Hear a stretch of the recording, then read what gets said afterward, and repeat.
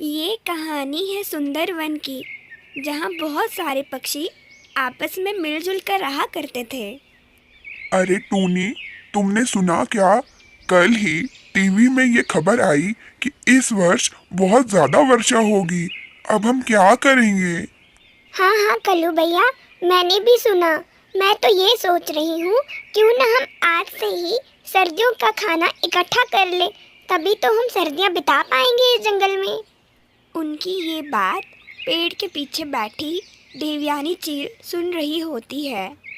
सारे पक्षी एक नंबर के बेवकूफ, सबसे समझदार तो मैं हूँ जो कोई काम नहीं करती। न्यूज़ वालों ने तो बस झूठी अफवाह फैलाई है ताकि इन मूर्खों से काम करवाया जाए। इन्हें तो मैं मजा चखाऊंगी। अगले दिन से ही सभी पक्षी अपने खेतों में जाकर काम करने लगे। किसी पक्षी ने चावल उगाए तो किसी ने सब्जियां। इस प्रकार सभी पक्षी मिलजुल कर सर्दियों की तैयारी करने लग गए। अरे टूनी बहन, आप अपने खेत में किस चीज की खेती कर रहे हैं? हमें भी तो बताए। बंटी भैया, मैं सोच रही हूँ अपने खेत में आलू लगा लूँ ताकि पूरी सर्दियाँ मुझे आलू की कमी ना हो। हाँ बहन, ये तो ठीक है। फिर मैं अपने खेतों में चावलों की खेती करता हूँ और सुंदरी बहन को गोभी लगाने के लिए कहता हूँ। इस प्रकार पूरी सर्दियाँ हम सब आपस में मिलजुल कर तरह तरह की सब्जियाँ खा पाएंगे। तभी वहाँ उनके खेत पर कव्यानी चील आ दमकती है। तुम सब क्या ये मूर्खों वाली हरकतें कर रही हो? क्या तुम्हें पता नहीं, वो टीवी में तो झूठ बोला है ताकि तुम सब मेहनत करके अपना खाना खा पाओ और बाजार से ना खरीदो। एक नंबर के मूर्ख हैं। मैं तो बड़ी समझदार हूँ। मैं आज ही सब इंतजाम करके रखूंगी और सर्दियाँ आए तो आए, बाजार में क्या किसी चीज की कमी है भला? ये कहते ही देवयानी चील वहाँ से निकल पड़ती है और टूनी और कल्लू कौवा उसको हक्का बक्का देखते रह जाते हैं। वह उसके सामने कुछ भी नहीं बोल पाते। कुछ दिनों के बाद सभी पक्षियों की फसलें पककर तैयार हो जाती है। सभी पक्षी अपनी अपनी फसल देखकर बहुत खुश होते हैं। जंगल के सभी पक्षियों ने अपने घरों में फसलें जमा करना शुरू कर दिया था। ये सब देखकर चील को बहुत जलन हो रही थी। चील बहन, अभी भी मौका है। आप भी अपने लिए सब्जियां उगा के रख लीजिए ताकि सर्दियों में आपको कोई परेशानी ना हो। टूनी, तुम जैसी मूर्ख चिड़िया बोल भी क्या सकती है? तुम्हारा तो यही काम है। तुम बेवकूफ़ों की तरह अपने आप को तकलीफ दिए जा रही हो, जबकि मैं तो खरीद के खाऊंगी। तब तुम्हें पता चलेगा कि मैं क्या कह रही थी। महीने बीतते चले गए और सर्दियाँ शुरू हो गई। सभी पक्षी अपने अपने घरों में बंद हो गए। चलो अच्छा हुआ, हमने पहले से ही सर्दियों की तैयारी कर रखी थी। इस साल तो सच में बहुत ही वर्षा हो रही है। चलो, हमें खाने की कमी तो नहीं होगी। वहीं दूसरी ओर आलसी चील अचानक से बारिश होने के कारण बाजार नहीं जा पाई थी, जिस कारण उसके घर में कुछ भी खाने के लिए नहीं बचा था। हे भगवान, ये आपने क्या किया? अब मैं खाना कहाँ से लाऊंगी? मेरे पास तो कुछ भी खाने के लिए नहीं है। एक काम करती हूँ, जंगल के सभी पक्षियों से थोड़ा थोड़ा अनाज ले लेती हूँ। शायद वही खा के अपनी जान बचा लूँ। ऐसे तो मैं इस जंगल में ही मर जाऊंगी। ये कहते हुए कव्यानी चील उसी तूफानी वर्षा में सभी पक्षियों के घर खाना मांगने के लिए जाती है। टूनी, टूनी बहन, दरवाजा खोलो। मैं कव्यानी, मुझे थोड़ा अनाज दे दो। मैं 2 दिन से भूखी हूँ, कृपया मेरी मदद करो। तूफानी वर्षा होने के कारण टूनी कव्यानी की आवाज़ नहीं सुन पाती और इसलिए वह दरवाज़ा नहीं खोलती। कव्यानी को यहाँ से खाली हाथ लौटना पड़ता है। बंटी भैया, आप ही दरवाजा खोल लीजिए। मैं हूँ कव्यानी, मैंने 2 दिन से खाना नहीं खाया है, कृपया मेरी मदद करें, मुझे थोड़ा अनाज दे दीजिए। बंटी कबूतर भी तूफानी वर्षा के कारण दरवाज़ा नहीं खोल पाता है और यहाँ से भी चील को भूखे पेट ही निकलना पड़ता है। चील पूरी रात दर दर के ठोकरें खाती रही और तूफानी वर्षा में भीगने के कारण उसकी मृत्यु हो गई। ये कहानी है सुंदरवन जंगल की, जहाँ टूनी और कल्लू कौवा मिलके रहा करते थे। इन दोनों की शादी को अभी कुछ ही महीने हुए थे। कल्लू दिन भर जंगल में काम की तलाश में जाता और टूनी घर के सारे काम करती। इस प्रकार ये दोनों हंसी खुशी रह रहे थे। टूनी जी, लगता है पिछले जन्म में मैंने जरूर कोई अच्छे काम किए हैं, तभी तो इस जन्म में मुझे आप जैसी पत्नी प्राप्त हुई है जो मेरा इतना ख्याल रखती है। नहीं कल्लू जी, भाग्यवान तो मैं हूँ जो मुझे आप जैसा पति प्राप्त हुआ है। आप मेरा कितना ख्याल रखते हैं, आप मुझे किसी भी चीज़ की कमी नहीं होने देते। टूनी और कल्लू ने खूब मेहनत की और कुछ ही महीनों में उन्होंने बहुत ही सुंदर घर खरीद लिया। बधाई हो टूनी, बधाई हो, तुमने तो पूरे जंगल में नाम रोशन कर लिया, इतनी जल्दी इतना अच्छा घर खरीद के। धन्यवाद कव्यानी आंटी, बस आप जैसे बड़ों का आशीर्वाद है तभी तो हम ये घर खरीद पाए हैं। जंगल में सभी पक्षी टूनी और कल्लू कौवे की इस सफलता पे बहुत खुश थे, लेकिन इन सब पक्षियों के बीच एक ऐसा पक्षी भी था जिसे इनकी सफलता से जलन होने लगी। बधाई हो टूनी, बधाई हो, अरे तुमने तो इतना बड़ा घर खरीद लिया और हमें बुलाया तक नहीं। चलो हम तो खुद ही आ गए। नहीं कव्यानी बहन, ऐसी कोई बात नहीं है, ये तो आपका ही घर है, आपका जब मन करे तब आ जाइए।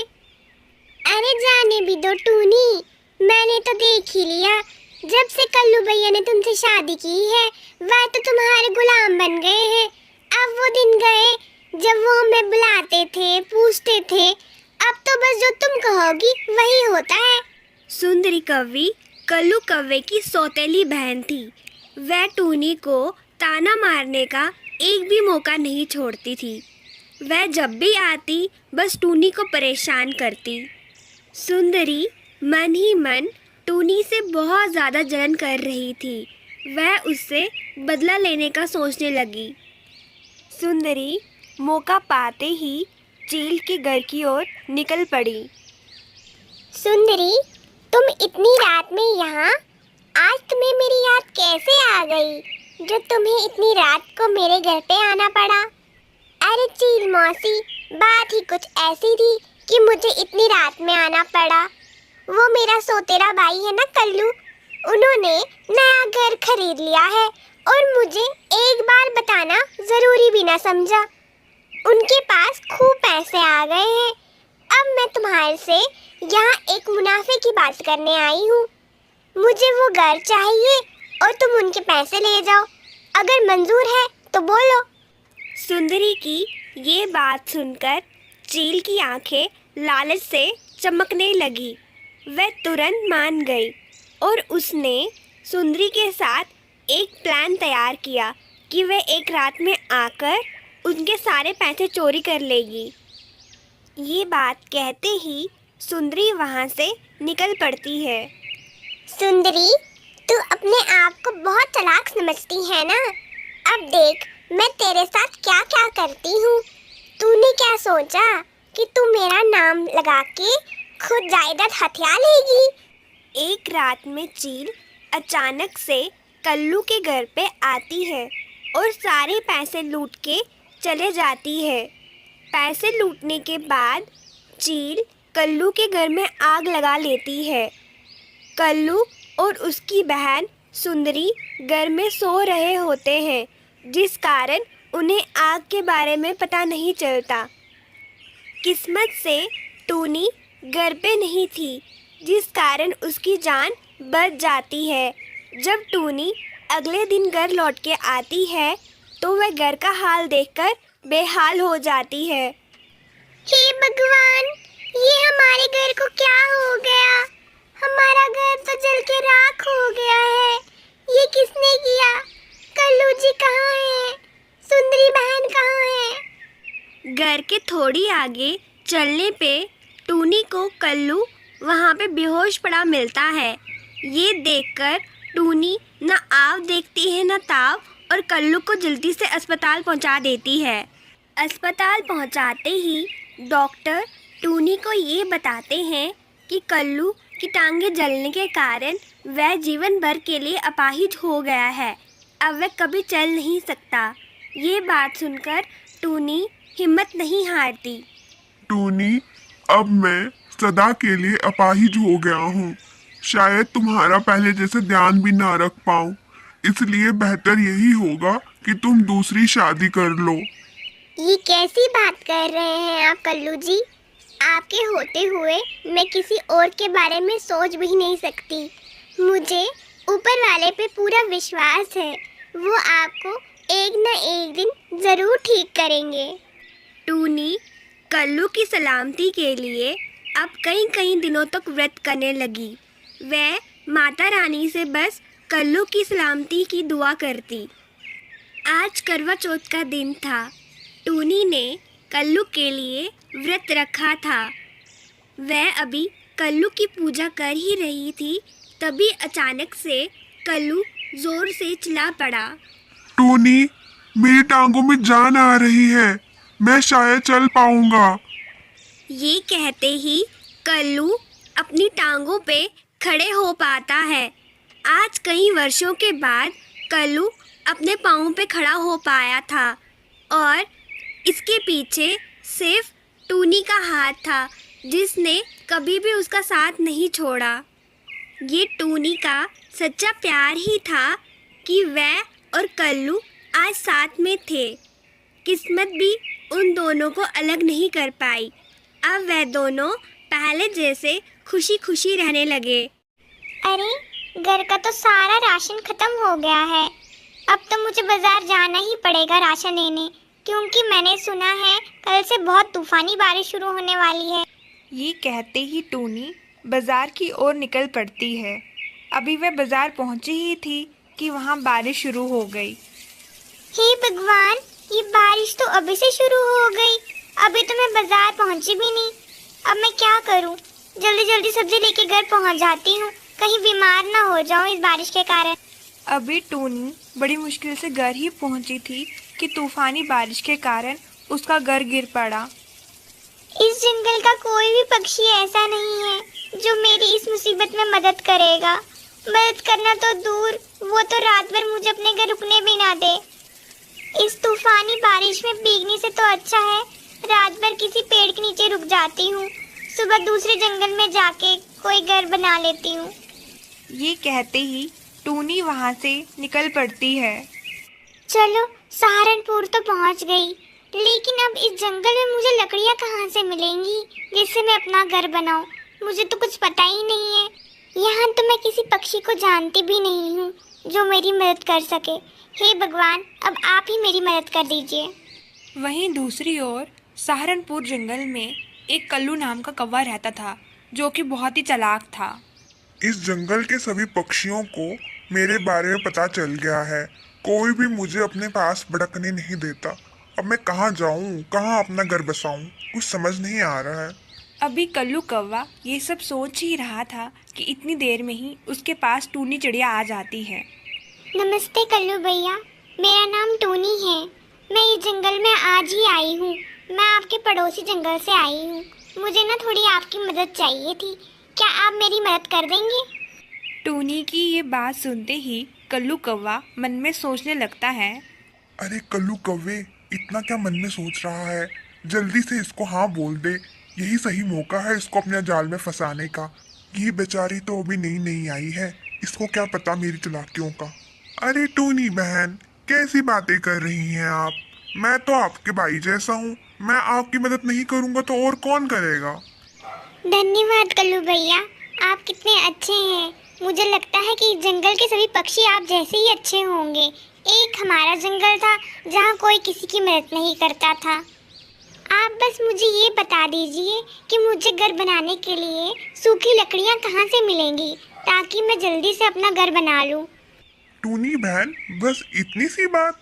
वो तो मैं आपको ला के दे दूंगा। आप बस अपना घर बनाना शुरू कर दीजिए, लकड़ियाँ लाने का काम मेरा। टूनी चिड़िया ने अपना घर बनाना शुरू किया तो कल्लू कौवा उसको लकड़ियाँ ला ला के दे रहा था। कुछ ही समय में टूनी अपना नया घर बना के तैयार कर लेती है। अरे वाह, पूरे सहारनपुर और पूरे सुंदरवन जंगल में मेरे घर से सुंदर किसी का भी घर नहीं होगा। अभी टूनी अपने नए घर में रहने के लिए आई ही थी कि उससे मिलने के लिए कल्लू कौवा आ गया। क्या बात है टूनी बहन, घर तो तुमने बहुत ही सुंदर बनाया है। इसको देख के तो मेरी नजरें नहीं रुक रही। धन्यवाद कल्लू भैया, ये सब तो आपकी मेहनत के कारण हुआ है।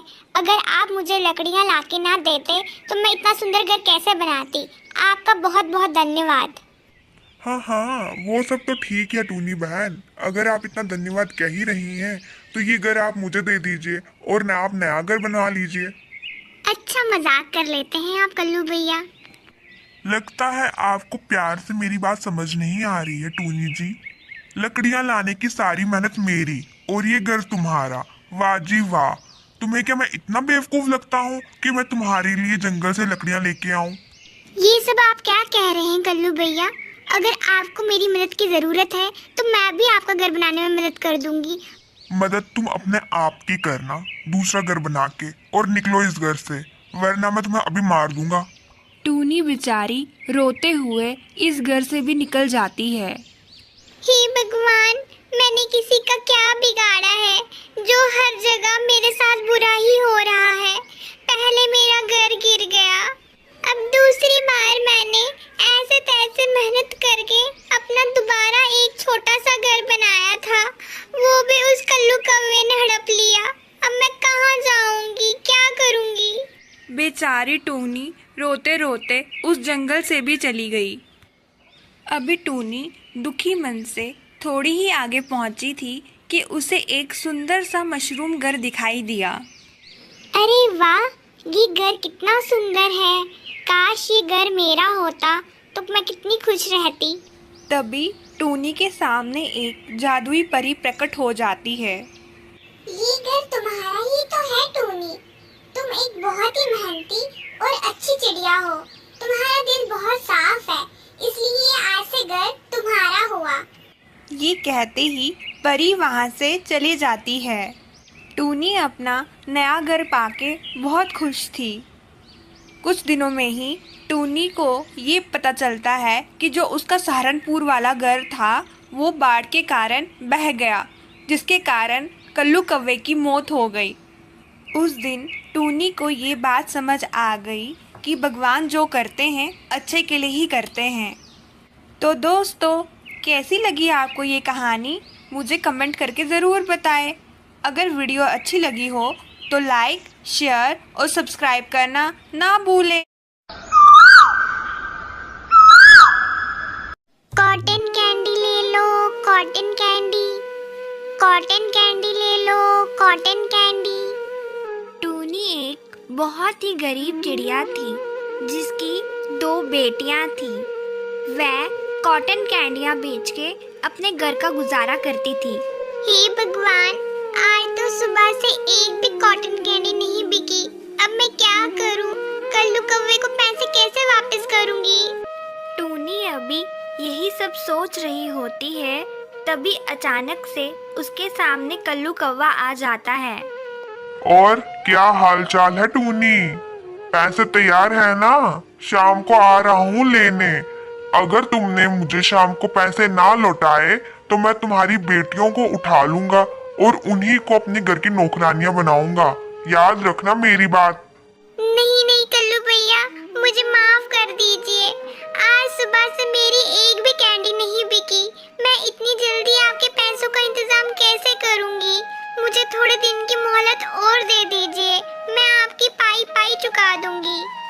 ये सब कहते हुए तुम्हें शर्म नहीं आ रही? जिस दिन पैसे लेने आई थी उस दिन तो बड़ी बोली सी शक्ल बनाई थी और अब कह रही हो कि पैसे नहीं है। मैं शाम को आ रहा हूँ। ये कहते ही कल्लू कौवा वहाँ से चले जाता है और कल्लू की ये बातें सुनकर टूनी बहुत परेशान हो जाती है। उसकी समझ में कुछ भी नहीं आता कि वह अब क्या करे। टूनी रोते हुए घर आती है। अपनी माँ को रोता हुआ देखकर पिंकी और रानो दोनों अपनी माँ से पूछते हैं, माँ, क्या हुआ? आप कुछ परेशान नजर आ रही हैं। हमें बताइए, शायद हम आपकी कुछ मदद कर पाए। बेटा, अब मैं तुमसे क्या कहूँ? घर लौटते समय कल्लू भैया मिले थे।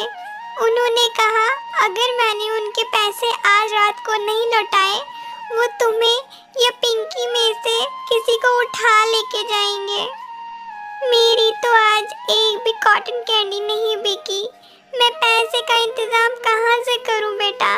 मेरी तो कोई समझ में नहीं आ रहा। शायद अब जंगल के पक्षी ही मुझे बचा सकते हैं। मैं एक बार उनसे मदद मांग लेती हूँ। इतना कहते ही टूनी चिड़िया वहाँ से मदद मांगने के लिए सभी पक्षियों के घर चले जाती है। कुछ देर के बाद जब टूनी लौट आती है तो रानो और पिंकी बड़ी बेसब्री से अपनी माँ का इंतज़ार कर रहे होते हैं। वे तुरंत ही उससे पूछ लेते हैं, माँ, क्या हुआ? पैसों का इंतजाम हो गया क्या? किसी ने आपको पैसे दिए क्या? नहीं बेटा, मैं सबके घर गई मगर किसी ने भी मेरी मदद ना की। सबने मुझे देखकर अपना मुंह फेर लिया। अब मैं क्या करूं मेरी बेटी? मैं आपको कैसे बचाऊं? अभी वह ये सब सोच ही रहे थे, तभी अचानक से दरवाजे पे कल्लू कौवा अपने सिपाहियों के साथ आ धमकता है। दरवाजा खोलो टूनी, जल्दी खोलो, मैं आया हूँ कल्लू। मुझे मेरे पैसे चाहिए। पैसे ना होने के कारण कल्लू टूनी की दोनों बेटियों को उठा ले जाता है और टूनी बेबस माँ की तरह कुछ भी नहीं कर पाती। टूनी अपनी बेटियों की चिंता में डूबी पूरी रात भर जंगल में दर-बदर भटकती रही और उसे पता भी नहीं चला कि कब पूरी रात उसके जंगल में ही गुजर गई। हे भगवान, रात से सुबह हो गई। न जाने मेरी बेटियां क्या कर रही होंगी। अब मैं उनको कैसे छुड़वाऊंगी? मेरी तो कुछ भी समझ नहीं आ रही। टूनी पैसों का इंतजाम करने के लिए जंगल में अभी दरबदर भटक ही रही थी, तभी अचानक से उसकी नज़र बंटी कबूतर पे चली जाती है। बंटी कबूतर पैसों का बैग लिए सड़क पे बेहोश गिरा हुआ था। हे भगवान, ये तो बंटी भैया है, कल्लू भैया के छोटे भाई। ये तो यहाँ बेहोश गिरे हैं। अरे ये क्या, इनके पास इतने सारे पैसे? टूनी ना आव देखती है न ताव। वह जल्दी से बंटी कबूतर को अस्पताल पहुंचा देती है। कल्लू भैया, ये बंटी भैया के पैसों का बैग। जब वो मुझे बेहोश पड़े हुए मिले तो उनके साथ ये पैसों का बैग भी था, तो मैंने सोचा आपको लौटा दूं। टूनी की ये बात सुनते ही कल्लू कौवे की आंखों से आंसू आ गए। टूनी बहन, मुझे माफ कर दीजिए। मैं कितना गलत था। अगर आज आप ना होती तो मेरा भाई शायद जिंदा ना होता। और आप कितनी ईमानदार है।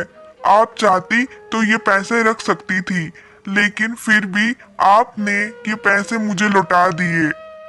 ये पैसों का बैग आप मेरी ओर से इनाम के रूप में स्वीकार करें। और हाँ, रानो और पिंकी दोनों सही सलामत अंदर है। मैं अभी उन्हें बुलाता हूँ। उस दिन के बाद से टूनी अपनी दोनों बेटियों के साथ खुशी खुशी रही। ये कहानी है वृंदावन के एक जंगल की, जहाँ मिट्ठू तोता अपने पिता कल्लू कौवे के साथ रहता था। कुछ ही समय पहले कल्लू की पत्नी लंबी बीमारी के कारण इस दुनिया से चल बसी। अब मिट्ठू और कल्लू दोनों ही अकेले हो गए थे। कल्लू ड्यूटी जाता और मिट्ठू दिन भर बेचारा अकेले घर में रहता। मिट्ठू बेटा, मैं सोच रहा हूँ कि दूसरी शादी कर लूँ, क्योंकि तुम भी दिन भर घर में अकेले रहते हो और कोई तुम्हें पूछता भी नहीं है। इसलिए मैं शादी कर लेता हूँ, कोई तुम्हारा ध्यान रखने वाला भी हो जाएगा। देखते ही देखते कल्लू ने दूसरी शादी कर ली और वह दूसरी शादी करके बहुत खुश हो रहा था। कल्लू सुंदरी कव्वी को देखकर फूले नहीं समा रहा था। सुंदरी जी, आप कितनी सुंदर हो, मेरा तो दिल मोह गया आपको देखकर। सुंदरी जी, अब आपसे क्या छुपा है, आपको तो पता ही है मेरा एक इकलौता बेटा है मिट्ठू। बस आप उसका थोड़ा ध्यान रखिएगा, वह बहुत लाड़ों से पला है। कल्लू जी, आप बिल्कुल फिक्र ना करें, मैं मिट्ठू को बिल्कुल अपने बेटे जैसा प्यार दूंगी। जैसा मेरा खुद का बेटा होगा वैसा ही आपका मिट्ठू। माँ, आप मुझे जल्दी से खाना खिला दो, मुझे बहुत भूख लगी है। उसके बाद मुझे अपने दोस्तों के साथ खेलने के लिए जाना है। हाँ हाँ बेटा, क्यों नहीं, मैं इसीलिए तो आई हूँ। मैंने तभी तो आपके पापा से शादी की है। मैं अभी गरम गरम खाना बनाकर आपको खिलाती हूँ। अपनी नई माँ के मुंह से ये बात सुनकर मिट्ठू बहुत खुश हो जाता है। उसे लगता है कि सच में उसके पापा ठीक कह रहे थे, नई मम्मी के आने से सब ठीक हो गया है। मिट्ठू के अपने दोस्त के घर जाते ही सुंदरी का असली रंग सामने आ जाता है। हाँ, मैंने शादी इसीलिए तो की थी ताकि यहाँ आके नौकरानी बन जाऊं। कहाँ मेरी माँ ने कहा था वहाँ जाके राज करेगी, और कहाँ यहाँ इन छोटे छोटे बच्चों को खाना खिलाना पड़ता है।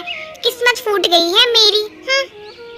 उसी रात बहुत जोरों की वर्षा शुरू हो जाती है। अरे वाह, कितना सुहाना मौसम हुआ है। शुक्र है आज तो कल्लू जी की नाइट शिफ्ट है, वो तो नहीं आएंगे। आज खाना बनाने का झंझट खत्म। हे राम, मैं कैसे भूल गई, उनका एक बेटा भी तो है मिट्ठू। अब उसके लिए खाना बनाना पड़ेगा। एक काम कर देती हूँ, दरवाजा बंद कर देती हूँ, आज अपने दोस्त के यहाँ ही रह लेगा। ये कहती ही सुंदरी कव्वी दरवाज़ा बंद कर देती है और सो जाती है। तभी अचानक मिट्ठू अपने दोस्त के घर से लौट के आ रहा होता है। माँ, दरवाजा खोलो, मैं आ गया। जल्दी से दरवाजा खोलो, बहुत बारिश हो रही है। मैं बारिश में बहुत बुरी तरह से भीग गया हूँ। माँ बेटा, दरवाजा तो अंदर से बंद हो गया है, ये खुल नहीं रहा। अब मैं क्या करूँ?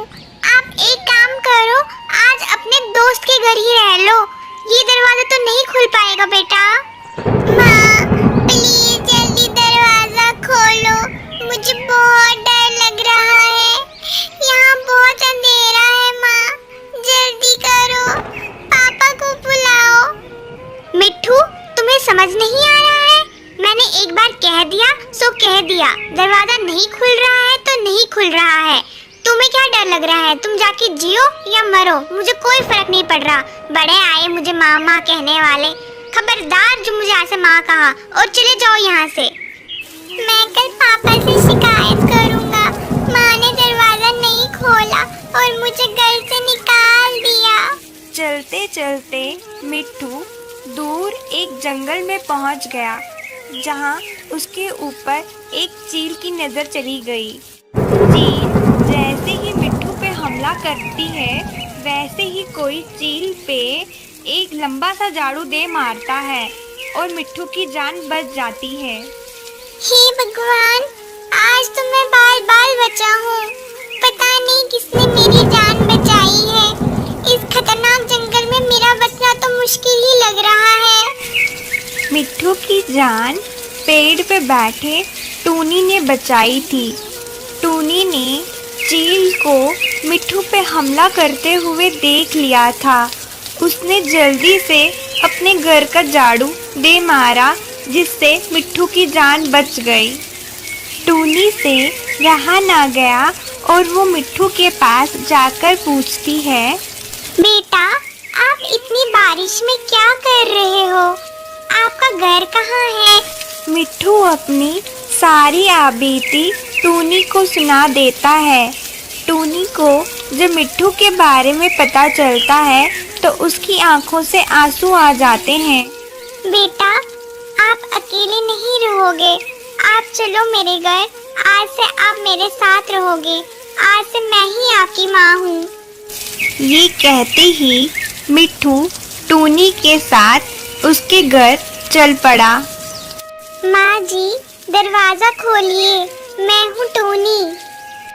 आ गई महारानी नैन मटक्के करके। मेरे बेटे को गुजरे अभी 1 महीना भी नहीं हुआ और तुम्हारे ये पंख जमीन पे नहीं टिकते। और ये बच्चा किसका है? नहीं माँ जी, आप गलत समझ रही हैं। ये है मिट्ठू। ये बेचारा अनाथ है, इसीलिए मैं उसे अपने साथ लाई। तुम्हें क्या मेरा घर अनाथालय लगता है जो तुम इसे यहाँ ले आई? और तुम क्या कम बोझ हो पहले से मेरे पे, अब जो इसको भी अपने साथ रखने के लिए लाई हो? अगर तुम्हें यहाँ रहना है तो इसको घर के बाहर छोड़ाओ, समझी तुम? नहीं माँ जी, ऐसा मत कहिए। बेचारा बच्चा है, इतनी रात में कहाँ जाएगा? इसे भी यहाँ रहने दे दीजिए ना। लता टूनी की एक भी बात नहीं सुनती और उन दोनों को घर से बाहर निकाल देती है। मिट्ठू, अब हम क्या करेंगे बेटा? हम कहाँ जाए? मुझे तो कुछ भी समझ नहीं आ रहा। एक मैं बेबस माँ हूँ जो तुम्हें अपने घर भी नहीं ले जा पाई। नहीं माँ, ऐसा मत कहिए। मेरी वजह से ही सब हुआ है। अगर आप मुझे अपने घर नहीं लेके जाती तो आपकी सास आपको घर से नहीं निकालती माँ। हे गणपति बप्पा, हमें बचा लीजिए, नहीं तो हम दोनों आज यहीं पे तड़प तड़प के अपने प्राण त्याग देंगे। अब आपका ही सहारा है। जैसे ही टूनी गणपति बप्पा से प्रार्थना करती है, वैसे ही वह स्वयं उनके सामने प्रकट हो जाते हैं और टूनी और मिट्ठू दोनों उन्हें देख के हैरान हो जाते हैं। बप्पा टूनी को जादुई घर का वरदान दे देते हैं और वह उनसे कहते हैं, टूनी, मैं तुम्हारी सेवा भाव देखकर बहुत प्रसन्न हुआ। ये कहते ही बप्पा वहाँ से गायब हो जाते हैं और वहाँ पे एक जादुई घर प्रकट हो जाता है, जिसमें टूनी और मिट्ठू सदा सदा के लिए खुशी खुशी रहते हैं।